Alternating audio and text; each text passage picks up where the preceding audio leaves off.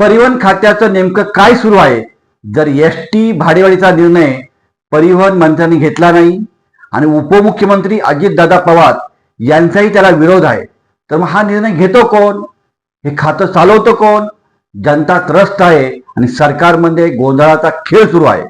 आज सामान्य माणूस एसटी मध्ये प्रवास करतोय, त्याच्यावर भाडेवाढीचा अन्याय झाला आहे. गरीब आणि मध्यमवर्गीय माणसाला हा बोजा पेलवत नाही. सरकारमधल्या अधिकाऱ्यांनी जर हा निर्णय घेतला असेल तर त्यांच्यावर तातडीने कठोर कारवाई होणार का? हा फक्त चांगल्या गोष्टीचं श्रेय घेत मंत्री घेतात आणि चुकीची जबाबदारी अधिकाऱ्यावर टाकतात. ही सरकारची दुटोपी भूमिका आहे. परिवहन खातं म्हणजे कोणाची खाजगी संपत्ती नाही. या सुरू असलेला गोंधळ आणि गंमत जम्मत थांबलीच पाहिजेत.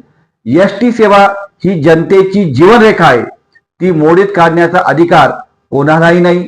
आम्ही ठाम मागणी करतो की हा निर्णय तात्काळ मागे घ्या, अन्यथा रस्त्यावर उतरून आम्ही जनतेसाठी संघर्ष करू आणि संघर्ष केला आणि जनता रस्त्यावर उतरली तर सरकारला खुर्च्या खाली कराव्या लागतील.